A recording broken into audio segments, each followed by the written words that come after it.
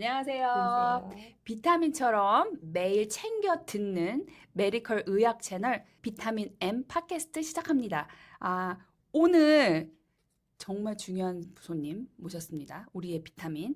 당뇨는 숫자 싸움이에요. 당뇨 그 숫자에 대해서 정확하게 확실하게 알려주실 아주 모시기 어려운 분을 오늘 초대했습니다. 아주 쉽게 숫자 싸움인 당뇨를 설명해 주실 당뇨 관리 전문가이자 에듀케이터이신 박수정 비타민 소개해 드립니다. 반갑습니다. 안녕하세요. 네. 자기소개 부탁드려요. 저는 에모리 대학병원 미드타운 내분비학과에서 일하는 당뇨를 전문적으로 교육시키는 영양사 박수정입니다. 와, 정말 오늘 너무 기대가 큽니다. 감사합니다. 당뇨 왜 이렇게 많은 거예요? 한국 사람들. 한국 사람 주위에 당뇨 없는 사람이 없는 것 같아요. 그렇죠. 네. 그리고 나이 들면 다 당뇨가 생기나 봐요. 네, 저희 집에도 있고 옆집에도 있고 앞집에도 있고 뒷집에도 있는 것 네, 같아요. 뒷집에도 있고. 네. 네, 그러면 우리 그 처음부터 아주 쉽게 좀 당뇨가 뭔지 좀 설명을 해주시고 우리 오늘 숫자로 가기로 했잖아요. 네. 그 숫자 정확하게 이해할 수 있게 당뇨에 대한 이해, 숫자 어떻게 좀 쉽게 설명해 줄 수 있을까요? 당뇨는 혈당이 이제 피 안에서 이렇게 돌아다니잖아요. 근데 그 수치가 정상보다 높을 때. 근데 이제 보통은 그 혈당 수치를 저희 몸에서 조절을 해서 맞춰주게 돼 있는데, 잡아주게 돼 있는데, 그 수치가 높을 때 당뇨가 되는 거거든요. 근데 이제 그 수치를 책정할 때, 당 수치가 아침에 다르고, 밥을 먹었을 때 다르고, 그리고 또 운동할 때 다르고, 그래서 계속 달라지는 그 수치를 하나의 그냥 이 평균 수치로 본 게 혈당화 색소예요. 그 A1C, 히모글로빈 A1C라고 하는데 그 수치가 6.5% 이상일 경우에는 당뇨라고 진단을 내립니다. 네. 6.5 그 넘버. 네. 그러면 당뇨는 6.5가 넘으면 된다라는 그 6.5를 알면은 좀 병원에 가서 내가 왜 당뇨인지 아닌지 이해하기 좀 그쵸. 쉽게 네네. 되겠네요. 7.9인 사람이 음. 와서도 프리당뇨라고 할 수도 있고, 아이고. 네. 그리고 이제 10인 사람도 와서 자기는 이제 괜찮다고 할 수도 있고, 증상이 없기 때문에. 그런데 이제 6.5 이상은 다 당뇨고요. 그 다음에 프리당뇨라고 하시는 분들은 5.7에서 6.4까지. 네, 그게 프리당뇨. 6.5 그걸 네. 기억하면 되겠네요. 그러면은 근데 또 사실 히모글로빈 A1C 6.5를 아시는 분들도 있지만 우리가 보통 아는 거는 당 얼마야 125, 뭐 150, 뭐 어떻게 병원에 중환자실 오면 뭐 300이었다, 400이었다 해서 네네네. 확실하게 이거에 대해서 또 이해하기가 사실은 일반 분들 좀 어렵거든요. 네네. 그 현재 당에 대해서 어떻게 이해해야 되는지 좀 알려주세요. 이제 혈당이 몸 안에서 하는 일은 우리 이제 각 세포마다 이 혈당이 들어가서 밥이 돼야 되는데 그게 밥이 되지 않고 세포 속으로 들어가지 못하고 그게 밖에서 남아있을 때 그 수치가 이제 올라가면 당이 되는 거잖아요. 근데 이제 그 당이 올라간 상태에서 계속 돌아다니면 혈관을 상처를 입혀요. 그래서 이제 이 혈관에 상처를 입히고 그리고 합병증이 생기고 그래서 이제 심장마비나 이제 그 스트로크나 아니면은 뭐 신장을 망가뜨린다거나 그다음에 이제 시력을 잃는다거나 그리고 또 이제 그 뉴라파티라고 하죠. 그것 때문에 뭐 다리를 절단한다거나 맞아요. 그런 합병증을 많이들 무서워하잖아요. 네. 근데 그 합병증을 예방하기 위한 수치가 아메리칸 다이비티스 어소시에이션 그러니까 미국 당뇨협회에서 지정해준 수치는 7% 미만. 그러니까 7% 미만을 유지했을 때 이 합병증을 예방할 수 있다 하고 이제 추천을 해드리거든요. 그러면 아까 전 혈당화 색소가 6.5 이번에는 이제 그 이미 당뇨라고 진단받으면 7 미만으로 내려가는 거를 그렇죠. 7 미만은 이게 골인 거네요. 네, 7 그 미만으로 7. 유지하는 거를 이제 추천을 하고요. 음. 그다음에 7 미만이냐 7 이상이냐에 따라서 닥터들의 치료가 조금씩 바뀌어요. 그러니까 계속해서 7 이상일 경우에 닥터들이 뭐 약을 더 드린다거나 아니면 이제 뭐 다이어트를 하세요, 운동을 하세요, 뭐 이런저런 이제 치료 이게 추천이 들어가죠. 진짜 숫자 싸움이네요. 네. 숫자가 어떻게 그쵸. 되냐. 그러면 다른 숫자 우리가 보통 알고 있는 당 뭐 125, 네네. 150 그래서 이런 이제 거는 그 7%, 6.5%, 뭐 5.6%, 이 퍼센트의 그 혈당화 색소는 뭐냐면 당이 우리 몸에서 이렇게 돌아다닐 때 아침에 일어났을 때 아무것도 먹지 않은 상태에서는 낮을 수도 있고 그걸 이제 공복 혈당이라고 하고요. 그 다음에 이제 밥을 먹고 나서는 혈당이 올라가잖아요. 그걸 식후 혈당이라고 하는데 우리가 어느 날 아침엔 컨디션이 좋아서 이랬다가도 내일은 더 높아질 수도 있고 계속 바뀌어요. 그래서 이것들을 에버리지로 표준화시킨 게 이 7%, 뭐 6.5% 이렇게 되는 거거든요. 그래서 이제 보통 7%를 기준으로 보고 공복 혈당은 80에서 130. 그게 이제 권장하는 예, 넘버. 굉장한 넘버고요. 그다음에 밥을 먹었을 때 우리가 밥을 먹기 시작하면은 밥을 먹고 당 막 올라가잖아. 씹고 소화시키고 당이 올라가는 그 시간이 보통 2시간이 걸려요. 그래서 식사를 하고 시작하면서 2시간 후에 그 넘버가 180 미만. 그러면은 그 공복 혈당이라는 거는 밥 먹기 전 그쵸. 넘버, 그다음 밥을 먹고 나서 그다음에 식후 넘버 이렇게 되는 건데 네. 그럼 하루에 3끼를 먹는다고 치면 내가 공복 혈당 아침에 밥 먹기 전에 밥 먹고 후에 벌써 2번이잖아요. 네. 그렇게 3끼를 먹는다면 벌써 6번인데 내 손가락 어떻게 이거 막 다 찌르는데 6번 너무 많은 것 같은데. 근데 이제 그래서 보통 환자들이 처음에 진단 받고 나서 이 체크하는 거를 되게 싫어하세요. 아, 그거 그래서 너무 싫죠. 바늘도 싫다, 맞아요. 뭐가 싫다, 보기도 싫다, 뭐 이렇게 하시는 경우가 있는데 보통은 처음 진단 받고 나서는 저희 그 다이어티션으로서 그리고 당뇨를 교육하는 입장에서 추천을 드리는 이유는 이거를 재는 걸 추천을 드리는 이유는 내가 약을 먹기 시작해서 내 당이 좋아지고 있는지 알 수 있는 방법이고요. 그다음에 왜냐면 혈당화 색소는 이게 이제 그 평균이기 때문에 내가 아침에 얼마나 괜찮은지 내 약이 잘 듣는지를 알 수 있는 척도는 이 당을 측정하는 건데 그다음에 이제 밥을 먹고 재는 거는 내가 이제 식단 조절을 얼마나 잘하고 있는 건지 하지만 이제 그거를 매 끼를 재실 필요는 없고요. 만약에 예를 들어서 내가 이렇게 빵을 한 조각을 먹었어요. 아침에. 그러면은 그때랑 그리고 저녁에는 샌드위치 아니면 그 서브 이렇게 큰 걸 먹잖아요. 그러면 그게 빵이 한 5개란 말이에요. 그러면 하나를 먹었을 때 5개를 먹었을 때 이게 훨씬 높을 거 아니에요. 그렇죠. 그러니까 요때를 재시면 우리가 이 기준을 삼아서 다른 아침이나 점심은 이제 양이 적으니까 가장 많이 드시는 식사의 2시간 후. 그래서 보통은 시작하실 때는 2번 추천을 해요.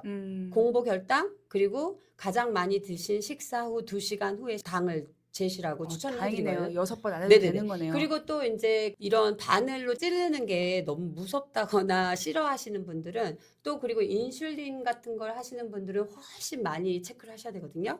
그래서 이제 여기 컨티뉴어스 글루카미르라고 이 센서 이거 보셨는지 모르겠는데 이 봤어요. 센서를 여기다가 막 이렇게 붙여놓는. 여기 팔 예. 뒤에다 붙여서 그다음에 이제 전화에다가 앱을 다운해서 얘를 너무 링크를 좋죠. 하면 every 5 minutes 5분마다 얘가 당을 측정을 해요.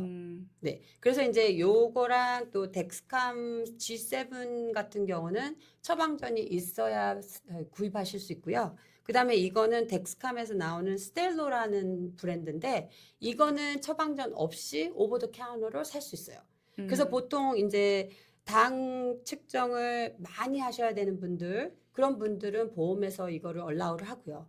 이제 처방을 해주시고요. 그리고 만약에 내가 인슐린도 안 하고 그렇게 당이 높진 않지만 계속해서 모니터를 하면서 궁금하다. 예, 저기 식단과 운동으로 조절을 해보고 싶으시다 하는 분들은 이거를 추천도 하기도 해요. 그리고 이걸 한번 차면 15일 동안 이제 한 번 차면은 그 15일 동안 사용하실 수 있거든요. 그래서 every 15 days 바꿀 수 있기 때문에 2주에 한 번씩 바꿔야 굉장히 되네요. 예, 굉장히 유용하죠. 생각보다 이거 하는 거 되게 쉽더라고요. 어떻게 네네네. 붙이는 게. 네. 그러면은 너무 다행이에요. 6번 안 찔러도 되고 이거 하면 되고. 왜냐면 우리 병원에서는 네. 그냥 간호사들이 가가지고 막 before, after 막 하루에 6번씩 뭐 어쩔 때는 막 거의 10번씩 막 그쵸. 계속 찌르잖아요. 근데 집에서는 그렇게 안 해도 된다는 네. 이런 기쁜 소식이 있군요. 그리고 우리가 이제 이거를 약을 드리잖아요. 이제 그 먹는 약도 있고 아니면은 샷도 있고 그런데 그거에 대한 좀 이해를 좀 했으면 좋겠다는. 어떤 분은 먹고 어떤 분은 샷을 맞고 어떤 분은 막. 네. 일반적인 이 약을 주느냐, 인슐린을 주느냐, 또 어떤 약을 주느냐는 이제 닥터가 결정을 하겠지만 일반적으로 이 당뇨에서 스탠다드 프랙티스 가이드라인이라고 이제 매년 업데이트돼서 나오는 그 기준에 보면 당 수치가 혈당화 색소 A1C가 9%가 이상이 넘어가면요. 몸에 그게 독이 돼요. 그래서 그런 경우에는 인슐린 처방이 권장이 되고 있죠. 하지만 모든 분들이 이제 인슐린을 원하지 않잖아요. 처음에 시작할 때부터 인슐린을 원하지 않는 분들도 있고 웬만하면 인슐린을 최대한 피해 보려고 하시는 분들도 있고 그러면 이제 그 약을 처방을 해주시는데 그 약도 처음에 시작하실 때 이 약이 좋은지 저 약이 좋은지는 개개인에 따라서 다 다르고요. 그 다음에 또 만약에 약을 하나로 시작하셨어요. 근데 3개월 후에 닥터가 다시 A1C를 리체크를 했을 때 다시 재검사를 했을 때 수치가 그대로다. 그러면 이제 이 약이 안 들으니까 하나를 더 애드하시거나 아니면 다른 걸로 바꾸시거나. 그래서 이 수치가 7% 미만으로 유지하느냐 안 하느냐에 따라서 약이 계속 바뀌거나 더해지거나 그렇게 되죠. 그러면은 보통 약으로 먹는 걸 제일 좋아하시겠네요. 그렇죠. 그다음 약으로 먹는 게 더 쉽기는 해요. 그래서 이게 넘버가 많이 계속 조절이 안 되고 올라가면 올라갈수록 높은 넘버일수록 샷으로 갈 수 있는 불안한 일이 생길 수가 네. 있겠네요. 그리고 인슐린 같은 경우는 인슐린을 딱 맞았을 때 바로 혈당이 조절이 되기는 하죠. 즉시 조절이 되긴 하는데 그래서 이제 인슐린이 숏텀으로 맞는 게 있고 그다음에 롱텀으로 맞는 것도 있는데 저희가 이게 당을 다시 이해하자고 보면 혈당이 우리 몸에 돌아다니면서 각 세포에 밥이 돼야 되잖아요. 그래서 저희가 항상 당을 어느 수준에 유지를 해야 해요.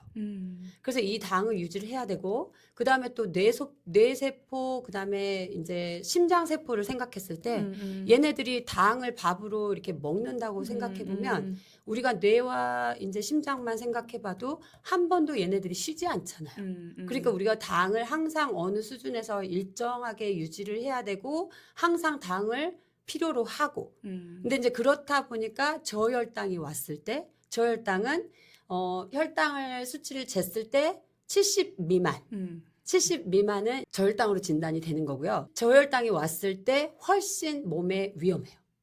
그렇죠. 네네. 뭐 하이퍼글라이시미아 네. 코마라고 해가지고 이제 완전 코마 상태로 그러니까 갈 예를 수도 들면 있는 위험한 머리에 상태죠. 뇌세포에 밥이 없다. 이렇게 생각하시면 돼요. 그렇죠. 네네. 그렇죠. 그래서 어떤 약이든 어떤 인슐린이든 만약에 어느 환자분께서 저혈당이 한 번이라도 일주일에 한 번이라도 오시면 바로 닥터한테 연락하셔서 약을 조절하시는 게 아주 중요해요.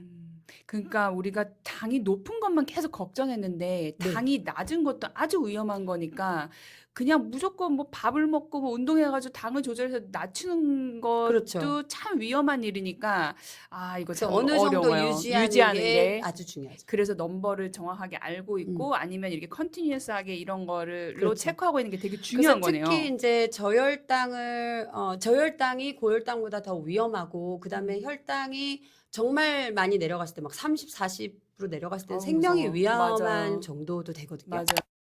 근데 오늘 이 설명을 들으니까 좀 이해가 정말 많이 돼가지고 우리 넘버로 가니까 그리고 또 하나 너무 중요한 거는 지금 당을 유지하는 것도 되게 중요한데 우리 당을 유지해서 뭔가 브레인이 당을 먹고 뭐 심장이 뭐 어떤 우리가 필요한 것들이 당도 먹고 살아야 되는 건데 지금 식단이나 아니면 운동으로 당을 너무 조절하시거나 아니면 식단이나 운동을 통해서 당이 조절이 된다라고 생각하시는 분이 많거든요. 그러면 이제 약 끊어도 되겠다. 아니면은 그래도 약을 계속 먹어야겠다.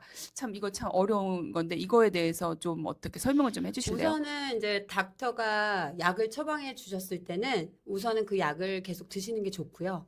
그 다음에 이제 당이 생겼다는 거는 이게 사람들이 보통 이거를 내가 당을 리버스 할 수 있다고 생각을 하시는데 꼭 그렇게 되진 않아요. 그리고 많은 케이스 그리고 제가 한 번도 못 봤어요. 네. 근데 당뇨가 생긴다는 거는 우리 몸에서 8군데에서 이 당을 조절을 해요. 그렇게 중요해요. 근데 어딘가에서 제대로 일을 안 했을 때 이 당뇨가 생길 수도 있지만 기본적으로 저희가 추천하는 거는 내가 당뇨가 생겼다는 거는 내 몸이 제대로 당을 조절하지 못하고 있다는 그 상황으로 생각해 봤을 때 약은 계속 드시고요. 그 다음에 식단 조절이랑 운동을 잘 하셔서 당 조절을 너무 잘하셔서 약을 줄이시는 분들도 있고요. 약을 그만 드시게 되시는 분들도 있기는 해요. 그래서 사실은 당뇨가 있으신 분들은 제일 고민이 사실 네. 식단이거든요. 식단을 해서 내가 이걸 없앨 수 있다라고 생각을 많이 하시고 운동도 하시고 네. 정말 도움이 되긴 하지만 이것도 참 엄청나게 긴 얘기겠죠? 네, 네, 네, 네, 네. 그럼 다음에 우리 한번 또 식단에 대해서 한번 어떻게 해야 되는지 그런 거 좀 또 나오셔야겠는데 이거 어떻게 해야 될까요? 감사합니다. 계속 어, 불러주시면 감사합니다. 감사합니다. 아, 너무 감사합니다. 이렇게 네네. 또 본인이 이렇게 자진해서 또 나와주신다고 하니까 너무 너무 감사하네요. 이렇게 당뇨가 있으신 분들 너무 많고 맞아요, 제가 많아요. 굉장히 다양한 분야의 이제 그 식단 관리나 환자들 상담을 해봤지만 왜 당뇨 전문가가 되기로 결정을 했느냐. 모든 병의 근원이 당뇨 같다는 생각이 어느 날 한 번 했어요. 많죠, 네네네. 진짜. 정말 병원에서 일을 하다 보면 다 당뇨는 기본으로 가지고 오시는 거예요. 맞아요. 네. 근데 또 당을 잘 잡으면 또 다른 것들을 많이 또 예방할 수 있죠. 아, 오늘 너무 좋은 게 이 네. 숫자를 이해하고 나니까 네. 이 숫자를 좀 이해하니까 내가 어떻게 해야 될지를 조금 이해를 할 것 같아요. 환자분들이. 아니, 환자분들이 아니라 여러분들이. 그래서 오늘 나와주신 비타민 분이 숫자 잡아주셔서 감사합니다. 네, 감사합니다. 그럼 다음에는 우리 음식과 뭐 아니면 운동 그리고 약을 한번 잡으러 다시 한번 나와주시는 거를 하시고 오늘 당뇨 숫자 잡아주시러 오늘 박수정 선생님 비타민이 오늘 나와주셨는데 오늘 숫자 진짜 확실하게 잡은 것 같아요. 오늘 숫자를 잡았으니까 당뇨도 이길 수 있을 거라고 생각합니다. 다음번에도 나와주실 걸 약속하면서 오늘 비타민 M 여기서 마칩니다. 들어주셔서 정말 감사합니다. 하루를 채우는 작은 힌트 몸과 마음에 필요한 이야기 뉴스보다 가까운 건강 지금 여기 우리 이야기